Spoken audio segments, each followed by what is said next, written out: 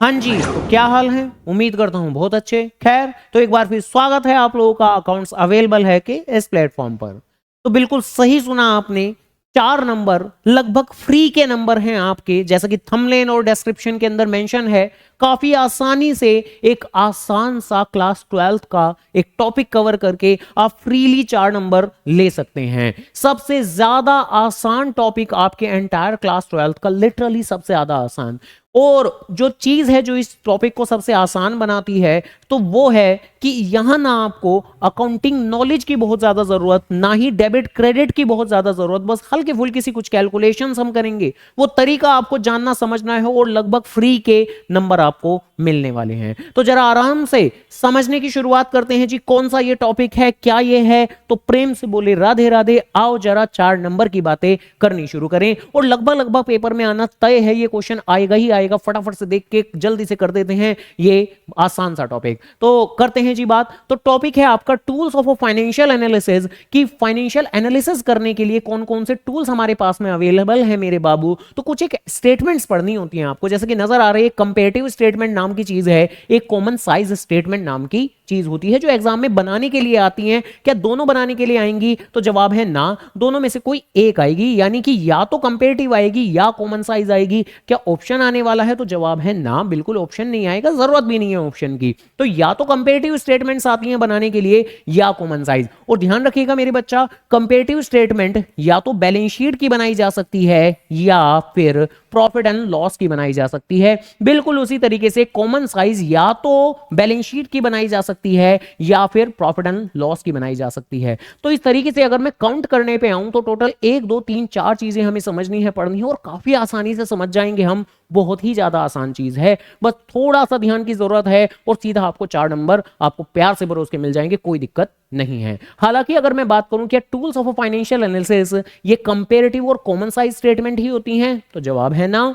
जो हमारा cash flow statement है और जो हमारा अकाउंटिंग रेशो है, वो भी टूल्स ऑफ फाइनेंशियल एनालिसिस होते हैं। बट क्योंकि अकाउंटिंग रेशो और कैश फ्लो स्टेटमेंट के सेपरेट चैप्टर्स बने हुए हैं, इसी वजह से उनको तो इस चैप्टर में हम नहीं पढ़ते हैं, बट वो भी theoretically tools of financial analysis होते हैं। चलिए खैर, तो इसी के साथ में फाइनली शुरू कर देते हैं आज की इस क्लास के अंदर। कंपेरेटिव स्टेटमेंट की बातें मैं करने वाला हूं, कंपेरेटिव बैलेंस शीट और कंपेरेटिव प्रॉफिट एंड लॉस कैसे बनाते हैं। तो देखो क्वेश्चन कैसे होते हैं, कैसे करने होते हैं, आओ जरा करते हैं जी बातें। तो क्वेश्चन के अंदर बोल दिया जाएगा, आपको खुद ब खुद एक बैलेंस शीट बना के दी हुई होगी। और देखो equity and liability, share holder fund, इस तरह की हमारी बैलेंस शीट होती है, ये हम अच्छे से जानते हैं। क्वेश्चन के अंदर बोला हुआ होगा कि आपको एक कंपेरेटिव बैलेंस शीट बनानी है, कंपेरेटिव बैलेंस शीट बनानी है। 4 नंबर का क्वेश्चन आता है जिसमें क्वेश्चन में खुद बैलेंस शीट बना के दी हुई होगी और आपको रीड्राफ्ट करना है, बैलेंस शीट बनाना है, थोड़े से कुछ एडिशनल डेटा आपको और डालना पड़ेगा, तो ऐसा करके कुछ होता है।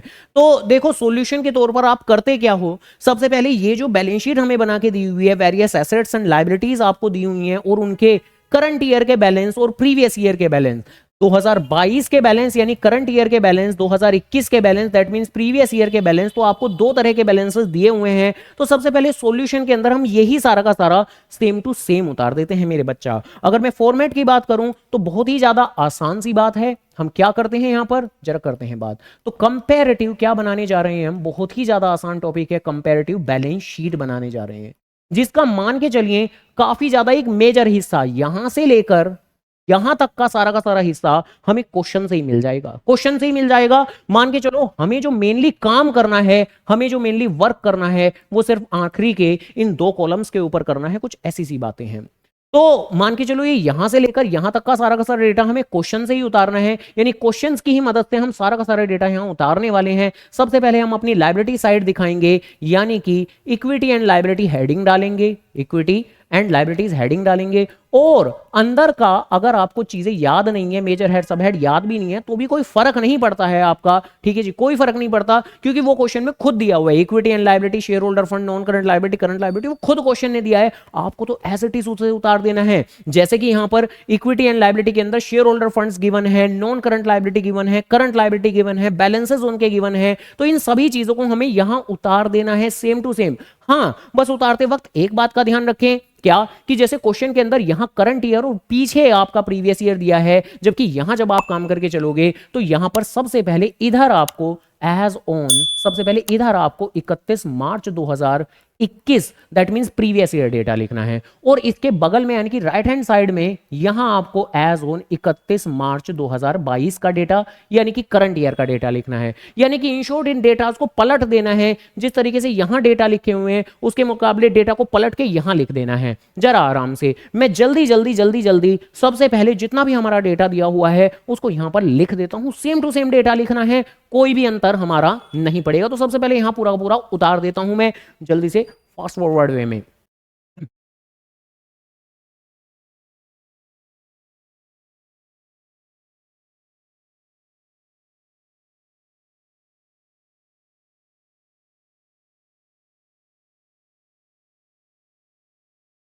तो देखो सारा का सारा जितना भी ये डेटा है ये हमने उतार दिया, ये यहाँ पर डिस्क्रिप्शन मैंने ले ली। बस अमाउंट को भी सेम ही लिखना है, कोई अंतर नहीं है। बस इतना रहेगा अंतर कि भाई ये जो 2021 वाला डेटा यहाँ राइट हैंड साइड में है, वहां जब हम अपने सॉल्यूशन पे जाएंगे तो लेफ्ट हैंड साइड में लिखना है। जैसे कि यहाँ पर 3 लाख, 2 लाख, 1 लाख लिखा है, तो ये 3 लाख, ये 3 लाख इधर आपको लिखना है, यानी कि डेटा को पलट के लिख देना है। यहां 3 लाख, यहां पर 2 लाख और यहां पर 1 लाख। जैसा कि मैं कह रहा था कि क्वेश्चन का मेजर हिस्सा तो आपका यहां तक का सारा क्वेश्चन से ही उतार देना है। और ये वाली 3.5 लाख, 1 लाख और 1.5 लाख वाली ये जो भी फिगर है हमारी, तो ये हमें यहां लिख देनी है 31 मार्च 2022। तो बस डेटा की जो फिगर है उनको पलट देना है, बस इतना सा अंतर है। तो 3.5 लाख, 1 लाख और 1.5 लाख, तो 3.5 लाख, 1 लाख और 1.5 लाख। और क्या टोटलिंग भी करके दिखानी है? तो बिल्कुल टोटलिंग भी करके दिखानी है, क्यों नहीं करके दिखानी है। और अगर किसी के दिल में ये आ रहा हो कि ये तो लायबिलिटी साइड की है क्वेश्चन के अंदर, तो एसेट साइड भी गिवन है, तो मेरे बाबू एसेट साइड भी बनाएंगे, अगले पेज पे बनाएंगे। मेरे पास स्पेस की कमी थी जिसकी वजह से मैं नेक्स्ट पेज पर इसको कैरी फॉरवर्ड कर दूंगा। आप जब सोल्यूशन करेंगे तो आप एक ही पेज पर बनाएंगे, कोई दिक्कत की बात नहीं है। तो यहां पर 6 लाख रुपए, यहां पर 6 लाख रुपए और यहां पर 6 लाख रुपए। और अब नेक्स्ट पेज पर भी क्या करना है, नेक्स्ट पेज पर आप एसेट साइड बनाने वाला हूं मैं, ठीक है जी, एसेट साइड बनाने वाला हूं। एसेट साइड में भी सेम टू सेम वही काम करना है कि यहां पर तो मैं एज ऑन 31 मार्च 2021 यानी कि पिछला साल दिखाऊंगा, और यहां पर मैं एज ऑन करंट ईयर दिखाऊंगा यानी कि 31 मार्च 2022। इस क्वेश्चन के हिसाब से 31 मार्च 2022 हमारा करंट ईयर है, 2021 मेरा प्रीवियस ईयर है। तो एसेट साइड में भी सेम काम करने वाला हूं, यहां पर जो भी डेटा लिखा है उसे मैं जल्दी जल्दी से लिख देता हूं।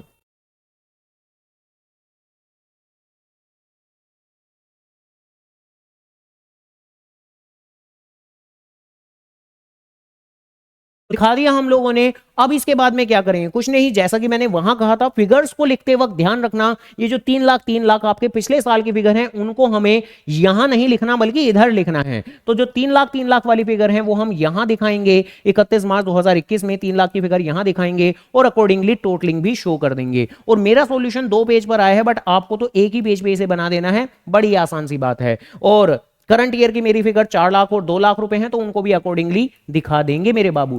तो जैसा कि मैंने कहा था, देखो मेन जो हमारा काम है वो हमारा इन कॉलम्स का नहीं था, मेन जो हमारा काम है वो आखिरी के 2 कॉलम में करने वाले हैं हम, आखिरी के 2 कॉलम में। और आखिरी के 2 कॉलम में क्या यहां करने वाले हैं, क्या निकालेंगे हम यहां पर हम एक निकालते हैं ऑब्सोल्यूट चेंज, एक निकालते हैं हम ऑब्सोल्यूट चेंज यानी अमाउंट में कितना बदलाव आया है, और एक निकालते हैं हम परसेंटेज चेंज, एक निकालते हैं हम परसेंटेज चेंज।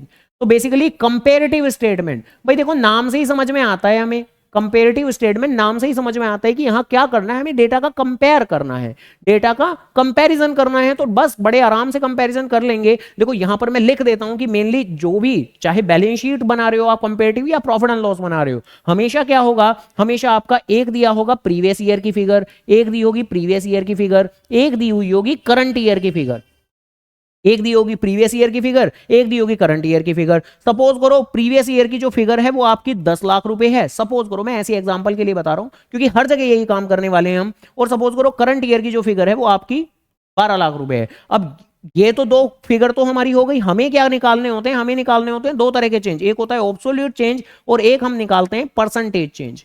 ठीक है जी, ओके।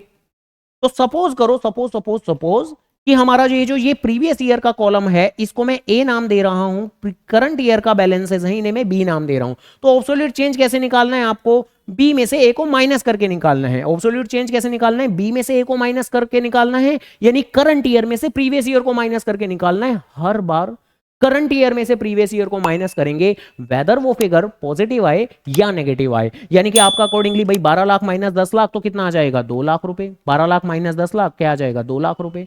और परसेंटेज चेंज कैसे निकलता है, तो जरा आराम से सपोज करो ये जो ऑब्सोल्यूट चेंज है इसको मैं कॉलम सी डिपिक्ट कर रहा हूं, तो आपको कॉलम सी की फिगर को ए से डिवाइड करना है, यानी प्रीवियस ईयर से डिवाइड करना है और इनटू 100 कर देना है।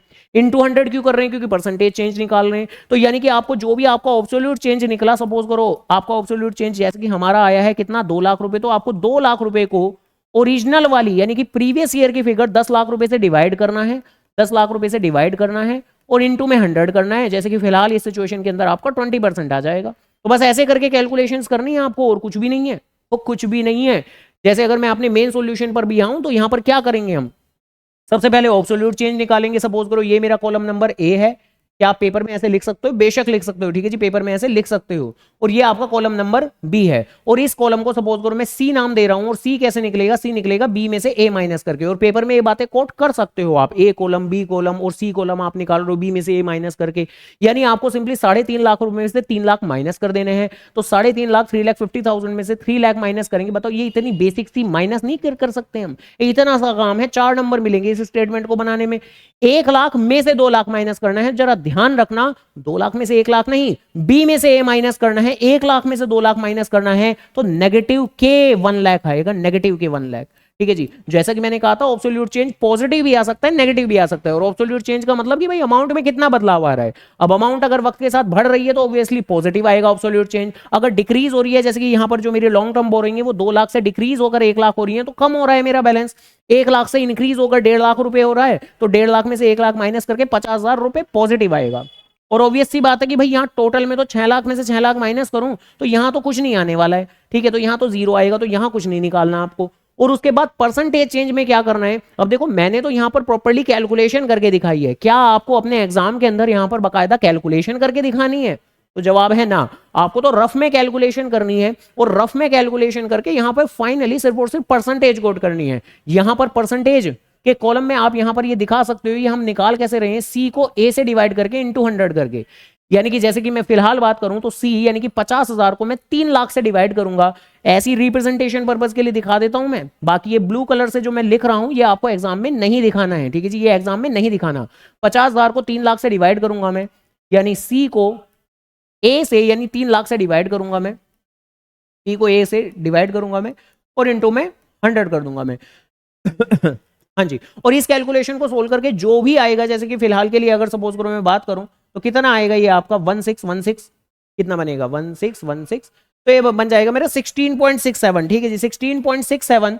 और जैसा कि मैं कह रहा हूं कि एग्जाम में तो सिर्फ और सिर्फ आपको यही दिखाना है 16.67। ये जो ये ब्लू कलर की कैलकुलेशन है आपको रफ में करनी है और आपको यहां शो नहीं करनी है, ठीक है, मैंने सिर्फ और सिर्फ आपकी अंडरस्टैंडिंग के लिए यहां पर करके दिखा दी है। अब जैसे यहां पर 1 लाख रुपए, अब देखो ये नेगेटिव है उससे फर्क नहीं पड़ता, ये नेगेटिव है उससे फर्क नहीं पड़ता। आप तो नेचुरली नॉर्मली क्या करने वाले हो कि भाई इस वाली कॉलम की अमाउंट को यानी कि 1 लाख को ओरिजिनल यानी प्रीवियस ईयर वाली इस फिगर को, देखो ध्यान रखना परसेंटेज चेंज निकालते वक्त इस कॉलम के डेटा से कोई लेना देना नहीं है, इवन इसके ऊपर बड़ा सा हाथ रख दो, ठीक है, कि इससे कोई लेना देना ही नहीं है, क्योंकि वैसे ही इसमें कोई गलतियां नहीं होती, आसान टॉपिक है। लेकिन फिर भी जो गलतियां हम कई बार कर देते हैं कि भाई इस 1 लाख को गलती से 1 लाख से डिवाइड कर देते हैं, मतलब इस कॉलम की डेटा से डिवाइड कर देते हैं, जो कि इससे करना है 2 लाख से डिवाइड करना है, तो 2 लाख से डिवाइड करोगे इनटू में 100 करोगे तो बात हमारी खत्म हो जाएगी। सीधा सीधा कितना नजर आ रहा है हमें 50, तो बस 50 यानी 50%। वैसे भी नजर आ रहा है 2 लाख का आधा ही है हमारा 1 लाख, तो 50% आएगा हमारा। और यहां पर क्या आएगा 1 लाख का आधा 50,000, तो यहां पर भी 50% ही आएगा। कैलकुलेट भी कर सकते हो आप 50,000 को 1 लाख से डिवाइड करके, ठीक है, बस यही करना है हर जगह, ठीक है जी। यहां पर भी क्या करेंगे, सबसे पहले ऑब्सोल्यूट चेंज निकालेंगे, सबसे पहले क्या निकालेंगे, ऑब्सोल्यूट चेंज निकालेंगे, ऑब्सोल्यूट चेंज निकालेंगे, और फिर उसके बाद में निकालेंगे परसेंटेज चेंज, परसेंटेज चेंज निकालेंगे। और ऑब्सोल्यूट चेंज कैसे निकालेंगे, सिंपली माइनस करते जाना है हमें। तो माइनस जब हम करेंगे तो 4 में से 3 माइनस किया तो कितना आया 1 लाख रुपए, और जब यहां माइनस करेंगे तो 2 में से 3 लाख माइनस करेंगे तो नेगेटिव के 1 लाख रुपए। हाँ, नेगेटिव से याद आया कि जब जब आपको नेगेटिव फिगर दी हुई है, जैसे यहां नेगेटिव दी हुई है, तो आप परसेंटेज पे भी नेगेटिव कोट कर दें। जहां पॉजिटिव है तो वहां पर परसेंटेज पॉजिटिव रहेगी आपकी, बाई चांस अगर नेगेटिव आया तो परसेंटेज भी नेगेटिव में रहेगी। अब 1 lakh divided by 3 lakh into 100 करोगे आप तो 33.33 ऐसे करके कुछ आएगा, ठीक है। और यहां पर 1 लाख डिवाइडेड बाय 3 लाख करोगे तो दोबारा से 33.33 ही आएगा, लेकिन क्योंकि यहां पर ये नेगेटिव में है तो दैट्स वाई ब्रैकेट लगा दोगे आप। क्या यहां पर परसेंटेज लगानी जरूरी है? क्या यहां परसेंटेज मेंशन करनी जरूरी है? तो नहीं, आपकी मर्जी है, मेंशन कर भी सकते हो। बाकी अगर आपने शुरुआत में ही मेंशन कर दिया कि ये परसेंटेज चेंज है और ये आप परसेंटेज में निकाल रहे हो तो ठीक है, यहां हर बार मेंशन ना भी करो तो चल जाएगा काम, कोई दिक्कत नहीं है। और ऐसे इसी तरीके से यहां पर तो अब डैश ही लगाना है ना आपको, क्योंकि 6 लाख में है, 6 लाख माइनस होगा तो 0 ही आएगा, ऑब्वियसली फिर परसेंटेज भी नहीं निकलेगी। तो डन। कंपेरेटिव बैलेंस शीट तो ऐसे ही बनाते हैं, यानी कि इन शॉर्ट है क्या कि जो भी आपका क्वेश्चन होगा सबसे पहले आप उसे पूरा का पूरा उतार देंगे, बस उतारते वक्त इस बात का ध्यान रखेंगे जो फिगर्स हैं उनको आपको रिप्लेस कर देना है। फिगर लिखते वक्त पलट के उन्हें इस तरीके से लिख देना है कि पहले पिछला साल होगा, बाद में करंट ईयर होगा। फिर ऑब्सोल्यूट चेंज उन दोनों को माइनस करके निकालना है, परसेंटेज चेंज जो ऑब्सोल्यूट चेंज वाला कॉलम है उसे प्रीवियस ईयर वाली फिगर से डिवाइड और इनटू 100 कर देना है, बस हो गई बात खत्म। देन इसके बाद जैसा कि मैंने कहा था कि देखो जो कंपैरेटिव स्टेटमेंट होती है वो दो तरह की होती है, एक होती है कंपैरेटिव बैलेंस शीट, एक होता है कंपैरेटिव प्रॉफिट एंड लॉस। एक होता है कंपैरेटिव बैलेंस शीट जो हमने अभी अभी की, एक होता है कंपैरेटिव प्रॉफिट एंड लॉस। अब देखो कंपैरेटिव प्रॉफिट एंड लॉस और बैलेंस शीट में अंतर आम तौर पर एग्जाम के पॉइंट ऑफ व्यू से इतना होता है कि जब बैलेंस शीट का क्वेश्चन आता है तो बैलेंस शीट खुद पे खुद बनी हुई होती है, लेकिन जब प्रॉफिट एंड लॉस का क्वेश्चन आता है तो वो कुछ ऐसा आता है, यानी कि यहां पर कोई प्रॉपर वे में आपको प्रॉफिट एंड लॉस का बैलेंस जो फॉर्मेट है फॉर्मेट बना के नहीं दिया हुआ, बल्कि रॉ डेटा दे दिया। तो आपको बेसिक बेसिक सी बातें पता होनी चाहिए, और वो बेसिक बातें क्या हैं?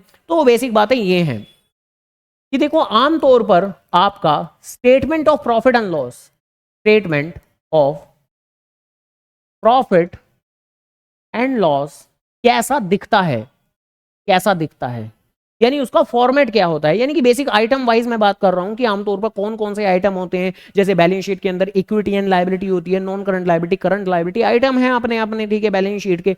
बट क्वेश्चन में ज्यादातर बैलेंस शीट बनी बनाई आती है तो दिक्कतें नहीं आती, बट प्रॉफिट एंड लॉस बना बनाया नहीं आता, बल्कि आपको रॉ डेटा दिया हुआ होगा जिसको आपको फॉर्मेट में कन्वर्ट करना पड़ेगा, वो भी सिस्टमैटिक वे में, सही तरीके से। तो तरीका आपको समझना पड़ेगा।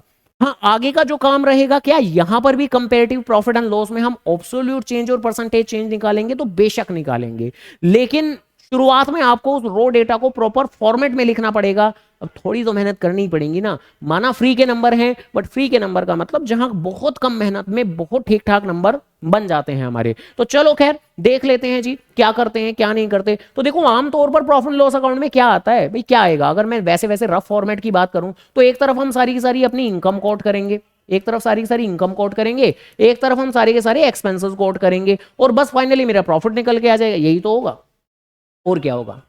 लेकिन ये तो होता है मेरा कैसा प्रॉफिट लॉस का फॉर्मेट जो हमने 11वीं क्लास में पढ़ा था, जो हॉरिजॉन्टल फॉर्मेट होता है। ऑब्वियसली कंपनी के केस में तो ये वाला प्रॉफिट एंड लॉस का फॉर्मेट काम नहीं करता, ये वाला प्रॉफिट एंड लॉस का फॉर्मेट काम नहीं करता। वहां तो वर्टिकल फॉर्मेट काम करेगा, जहां इनकम हम सबसे पहले दिखाएंगे और उसके बगल में एक्सपेंस दिखाने के बजाय उसके नीचे एक्सपेंस दिखाएंगे। वही बैलेंस शीट वाली बात, जैसे बैलेंस शीट में एक तरफ लायबिलिटी और उसके साइड में एसेट्स ना दिखाने के बजाय हम उसके नीचे एसेट्स दिखाते हैं। वर्टिकल फॉर्मेट का यही मतलब है। तो बेसिकली हम यहां पर प्रॉफिट एंड लॉस अकाउंट के अंदर भी क्या करने वाले हैं? वर्टिकल फॉर्मेट देखने वाले हैं।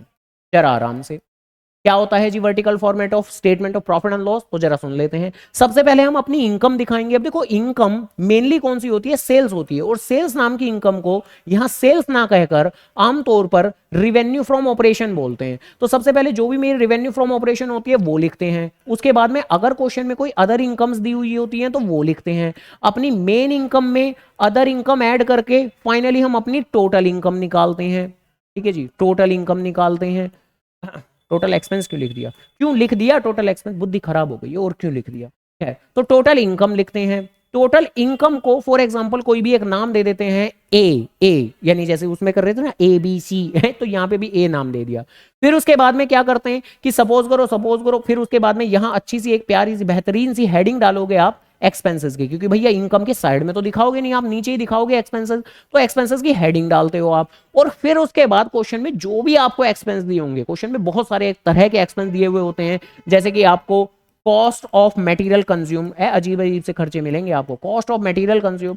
मैं यहाँ पर मैक्सिमम वो सारी बातें बोल रहा हूँ जो दिए होंगे। कई बार डेप्रिसिएशन दिया हुआ होगा, है ना, डेप्रिसिएशन दिया हुआ होगा। कई बार फाइनेंस कॉस्ट दी हुई होगी, ठीक है, फाइनेंस कॉस्ट दी हुई होगी, ठीक है जी। और कई बार चेंज इन इन्वेंट्री भी दिया हुआ होता है, यानी कि ओपनिंग और क्लोजिंग का डिफरेंस दिया हुआ होता है। भाई वो भी तो आता है, मेरे ट्रेडिंग अकाउंट में आता था, पिछले साल 11वीं में पढ़ा था हमने। तो ये सारे नाम दिए हुए होते हैं, अदर एक्सपेंसेस दिए होते हैं, ठीक है, अदर एक्सपेंसेस दिए होते हैं। तो हम क्या करते हैं, ये एक्सपेंसेस की हेडिंग डाल के हेडिंग डालते हैं अच्छी सी एक्सपेंसेस की, और ये सारे एक्सपेंस लाइन से लिख देते हैं। सारे सारे एक्सपेंसेस लाइन से लिखने के बाद जैसे इनकम का टोटल किया हमने, है ना, इनकम का टोटल किया, टोटल इनकम निकाला, फिर एक्सपेंसेस का टोटल करते हैं हम कि टोटल एक्सपेंस।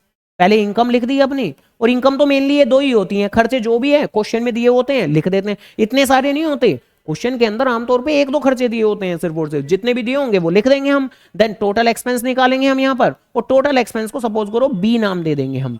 देन उसके बाद क्या होगा, हम ए में से बी, जैसा कि मैं कह रहा था कि इनकम में से एक्सपेंस को एडजस्ट करके क्या आएगा, प्रॉफिट आएगा। इनकम में से एक्सपेंस को एडजस्ट करके क्या आएगा, प्रॉफिट आएगा। तो हम ए में से बी को माइनस करते हैं और फाइनली अपना निकालते हैं प्रॉफिट बिफोर टैक्स, टैक्स से पहले वाला प्रॉफिट।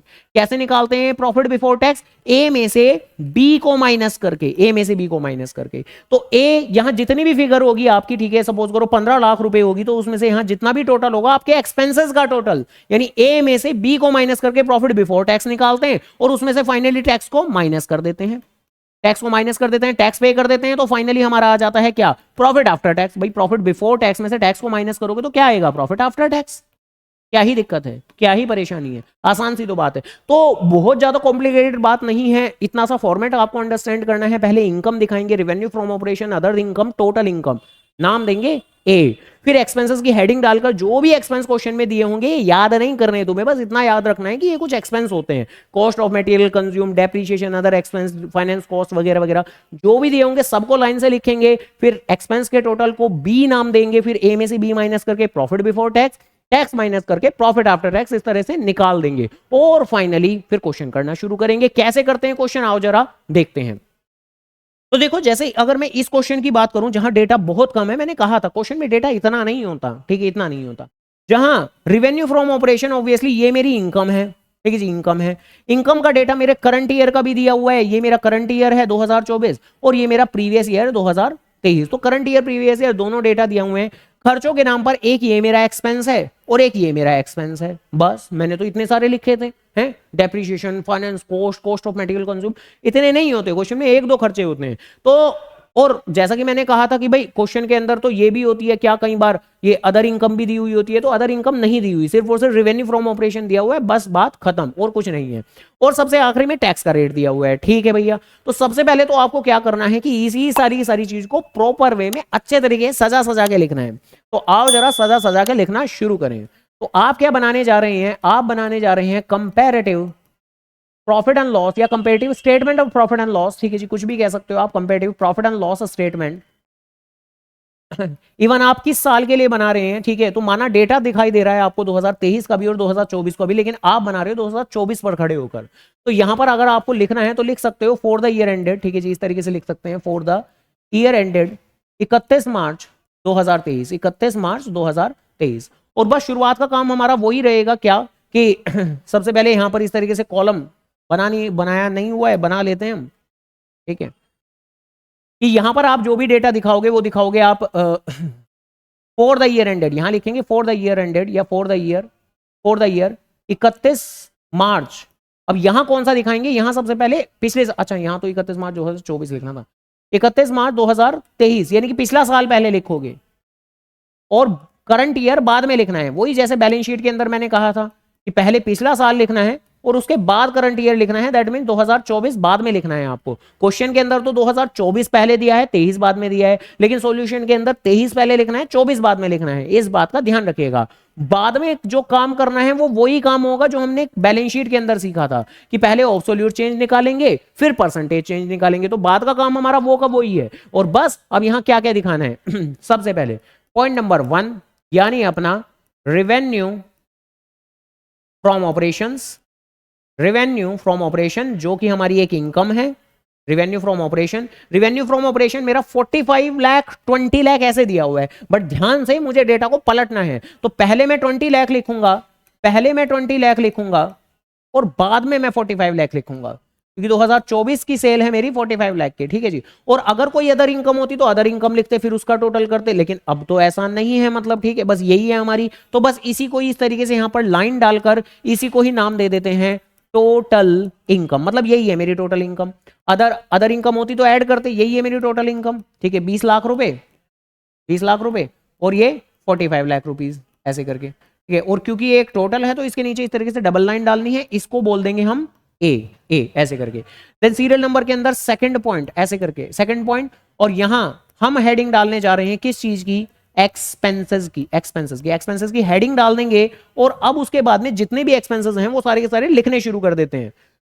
जहां एक्सपेंस एम्प्लॉय बेनिफिट एक्सपेंस है और अदर एक्सपेंस है तो डन, ठीक है, एम्प्लॉय बेनिफिट एक्सपेंस लिख देते हैं, एम्प्लॉय बेनिफिट एक्सपेंस, जिसका मतलब होता है सैलरी वगैरह की, एम्प्लॉय लोगों के लिए जो भी हम खर्चा पे कर रहे हैं, तो सैलरी हुआ, बोनस हुआ, वगैरह वगैरह। और दूसरा दिए हुए हमारे अदर एक्सपेंस, जो भी मेरे छुटपुट खर्चे होंगे, तो ये वो सारे के सारे हैं, तो अदर एक्सपेंस। एक बार फिर फिगर लिखते वक्त ध्यान रखेंगे, क्योंकि भाई हमें डेटा को पलटना है। तो जैसे कि क्वेश्चन के अंदर हमें दिया हुआ है क्या, सबसे पहले एम्प्लॉय बेनिफिट एक्सपेंस 10 लाख और 8 लाख, हमें डेटा को पलटना है, तो हम लिखेंगे 8 लाख और 10 लाख।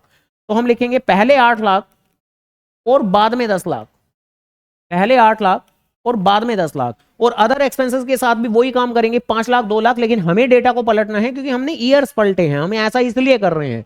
तो 2 लाख, 2 लाख और 5 लाख, तो ऐसे करके लिख दिया हमने। और बस इनकम हम लिख चुके थे, अब हमने एक्सपेंसेस भी लिख दिए, अब हम एक्सपेंसेस का भी टोटल कर देंगे, एक्सपेंसेस का भी टोटल कर देंगे। यही तो कहा था हमने कि सबसे पहले इनकम लिखेंगे फिर एक्सपेंस लिखेंगे। इनकम का नाम रखा ए, एक्सपेंसेस का नाम रखा बी, और बस एक्सपेंस का टोटल कर देते हैं। 8 और 2 10, 8 और 2 मिला के हुए 10, 10 और 5 मिला के हुए 15, 10 और 5 मिला के हुए 15। और अब क्या करना है, अब हम फाइनली निकालने जा रहे हैं, जैसा कि हमने कहा था कि भाई इनकम और एक्सपेंस लिखने के बाद में प्रॉफिट बिफोर टैक्स, जिसके लिए आपको ए में से बी को माइनस करना है। तो done, profit before tax, profit before tax, जहां ये निकालने के लिए हम ए में से बी को माइनस करेंगे। जैसे कि अगर मैं पहली कैलकुलेशन करूं तो वो होगी मेरी 20 लाख में से 10 लाख माइनस करना। भाई ए में से बी को माइनस करना है तो 20 लाख में से 10 लाख माइनस करना, तो कितना आया 10 लाख रुपए। 20 लाख में 10 लाख माइनस करके कितना आएगा 10 लाख रुपए। और अगर मैं अब दूसरे साल की कैलकुलेशन करूं तो उसके लिए 45 लाख में से 15 लाख माइनस करूंगा मैं। तो बताओ 45 माइनस 15 करके कितना आएगा, अब बताओ कितना आएगा, 30 लाख रुपए आएगा सर जी, है ना। तो बस ऐसे करके काम करना है। और क्या ही दिक्कत की बात है, क्या ही आफत है, क्या ही दिक्कत है, क्या ही परेशानी है। बस अब इसके बाद क्या करना है, टैक्स पे कर देना है, लेस टैक्स। जो टैक्स की परसेंटेज क्वेश्चन में दी हुई है, टैक्स की परसेंटेज क्वेश्चन में 30% दी हुई है, और ये 30% किस पे मुझे अप्लाई करनी है, तो बहुत आसान है। ये टैक्स की परसेंटेज जो भी होती है वो आप अपने पीबीटी यानी प्रॉफिट बिफोर टैक्स के ऊपर ही अप्लाई करते हो, हमेशा ध्यान रखिएगा। तो डन, ठीक है भाई। जब इस साल का टैक्स आपको निकालना है, इस साल का यानी कि साल 2023 का, तो 10 लाख का 30% जो कि हो जाएगा 3 लाख रुपए, 3 लाख रुपए। और जब अगले साल का टैक्स निकालना है साल 2024 का, तो 30 लाख का 30% जो कि हो जाएगा आपका 9 लाख रुपए। भाई 2023 का टैक्स निकालने के लिए 2023 के प्रॉफिट का इस्तेमाल करेंगे, 2024 का टैक्स निकालने के लिए 2024 के टैक्स का इस्तेमाल करेंगे। और बस इस तरीके से हम निकाल देंगे फाइनली आखिरी में profit after tax. Profit after tax, tax के बाद का प्रॉफिट माइनस कर देते हैं, कितना आएगा मेरा 10 माइनस 3 7 लाख रुपए। और यहां 30 माइनस 9 जो कि बन जाएगा 21 लाख रुपए। इसी के साथ में हमारा ये इतना हिस्सा हो चुका है। अब इसके बाद में आगे का काम वही करेंगे हम, ऑब्सोल्यूट चेंज, ऑब्सोल्यूट चेंज और परसेंटेज चेंज। जहां ऑब्सोल्यूट चेंज के अंदर सिंपली इन सभी फिगर को आपस में इस तरीके से माइनस करते चले जाएंगे हम। तो बस माइनस करते चले जाते हैं। 45 माइनस 20 ये बनेगा मेरा 25 लाख, 25 लाख। और जो टोटल, इस बार तो टोटल को माइनस करेंगे, 45 माइनस 20 फिर से 25 लाख, ठीक है जी 25 लाख। और यहां 10 माइनस 8, 10 माइनस 8 2 लाख, ठीक है। हर आइटम के साथ करना है। 5 माइनस 2, 5 माइनस 2 3 लाख। तो हर आइटम के साथ माइनस करना है। टोटल जो हमने किया है, हर चीज का जो टोटल किया है, टोटल को भी आपस में माइनस करेंगे। 15 लाख माइनस 10 लाख, तो ये होगा आपका 5 लाख। और बाकी ये टोटल वैसे भी कर सकते हैं, मतलब 2 और 3 मिला के 5 होता है। 30 लाख माइनस 10 लाख, ये होगा आपका 20 लाख, 20 लाख। और 9 लाख माइनस 3 लाख, यानी कि ये 9 लाख है, ये 9 लाख का टैक्स है, ये 3 लाख का टैक्स है, तो 6 लाख का टैक्स, यानी कि टैक्स बढ़ रहा है टाइम के साथ, ठीक है जी ऐसे करके। और बस सबसे आखिरी में 21 लाख माइनस 7 लाख, तो ये बन जाएगा मेरा कितना, कितना बन रहा है ये मेरा 14 लाख, ठीक है जी ओके। देन इसके बाद में सबसे आखिरी में परसेंटेज चेंज निकालने के लिए वही करना है हमें, यानी ये जो हमारी ऑब्सोल्यूट चेंज की फिगर है, ये जो मेरी ऑब्सोल्यूट चेंज की फिगर है, इसे मैं अपनी प्रीवियस ईयर की फिगर से डिवाइड करूंगा, इनटू 100 करूंगा। जैसे सबसे पहली बार अगर मैं बात करूं तो 25 लाख को 20 लाख से डिवाइड करूंगा, 25 लाख को 20 लाख से डिवाइड करूंगा, इनटू 100 करूंगा। अब देखो अगर आप 25 लाख को 20 लाख से डिवाइड करोगे, इनटू 100 करोगे, तो बताओ क्या आएगा? 5 5 जा 5 4 जा 4 5, क्या 4 5 4 मतलब 25, वो 125। अब जरूरी नहीं है कि आप परसेंटेज निकाल रहे हो तो हमेशा आपका आंसर 100 या 100 से कम ही रहे, आपका आंसर कुछ भी आ सकता है, ध्यान रखिएगा। जैसे कि फिलहाल आपका आंसर आ रहा है 125, जिसका मतलब है कि 125% बदलाव आए, यानी 25% फालतू बदलाव आ गया। तो आपका आंसर जो कि होता है वो 100 से बड़ा भी आ सकता है। आप तो नेचुरली क्वेश्चन को करिएगा, ठीक है जी। नेचुरली मतलब ऑब्सोल्यूट चेंज को पिछले साल की फिगर से, ये जो परसेंटेज चेंज करने का काम होता है, ये काम करते वक्त हम अपनी करंट ईयर की फिगर को देखते भी नहीं। यही तो मैं कह रहा था कि आप तो अपनी कॉपी के अंदर सॉल्यूशन करते वक्त इस तरीके से हाथ रख लेना कि हाँ नजर आए ही ना, नजर ही नहीं आएगी फिगर, गलतियां ही नहीं होंगी। गलतियां मिनिमाइज करने का तरीका निकालना चाहिए, खुद के ऊपर बेवजह का ओवर कॉन्फिडेंस नहीं रखना चाहिए कि हमसे नहीं हो सकती गलती, हाँ हम तो ध्यान रखें हमसे नहीं हो सकती गलती। अगर कोई टेक्निक, कोई तरीका, कोई है तरीका जिससे आप अपनी गलतियों को थोड़ा कम कर सकते हो, ये उल्टी सीधी बातें, ये ऐसे हाथ रख लो, स्केल रख लो, हाथ से छुपा लो, हैं उड़ा दो, फूंक मार दो, तो कुल मिला के ऐसे कोई भी तरीके हैं जिनसे आपकी गलतियां कम हो सकती हैं, आपको नजर आ रहा है, तो उनको अडॉप्ट करें। उनको ये ना सोचे कि ये वाहियात काम कौन करेगा, ये हाथ वाथ रखना, हाँ हम याद रखेंगे, इतना ओवर कॉन्फिडेंस नहीं रखना चाहिए। खैर, तो डन जी डन। 125 यहां पर भी आपका 125 ही आएगा। यहां अगर मैं कैलकुलेशन करूं तो यहां आपका 2 लाख को 8 लाख से डिवाइड करोगे तो ये आपका आ जाएगा कितना? 25 25 आएगा जैसे आप परसेंटेज निकालेंगे। यहां 3 लाख को 2 लाख से डिवाइड करोगे, 3 लाख को 2 लाख से डिवाइड करोगे तो कितना आएगा? 150 आएगा, 150, ठीक है जी, 150 ही आएगा ना, हाँ 150 ही आएगा, ठीक है जी। और यहां जब आप कैलकुलेशन करोगे तो 5 लाख को 10 लाख से डिवाइड करोगे तो सिंपली आधी नजर आ रही है फिगर, तो 50% होगा ऐसे करके, ठीक है जी। और ये जो ये मैंने क्रॉस सा लगा दिया, ये पेपर में मत लगाना आना है, कहीं पता लगा पेपर में लगा के आ गई ये क्रॉस, ठीक है जी। खैर ये मिटा ही दूं मैं मिटा देता हूँ भैया, कहीं पता लगे पेपर में लगा के आ जाओ आप, तो मैं मिटा देता हूँ। लो मिटा दिया मैंने तो, ठीक है, मैं रिस्क नहीं ले रहा, पता लगा आप लोगों ने गलती से लगा दिया और फिर बाद में को मास्टर ने गलत पढ़ा दिया। कर देते हैं कई बार बच्चे इस तरह के काम, तो ना करें, आप लोग ना करिएगा इस तरह की गलतियां, बिल्कुल ना करिएगा। तो ये 150 कहा था हमने, इसके बारे में हमारी बात हुई थी 50% की, और इसके बारे में हमारी बात हुई 20 लाख को 10 लाख से डिवाइड करेंगे, 20 लाख को 10 लाख से डिवाइड करेंगे, यानी ये तो सीधा सीधा मेरा 200% यानी कि 200 नजर आ रहा है। यहां 6 लाख को 3 लाख से डिवाइड करेंगे तो यहां पर भी मेरा 200% नजर आ रहा है।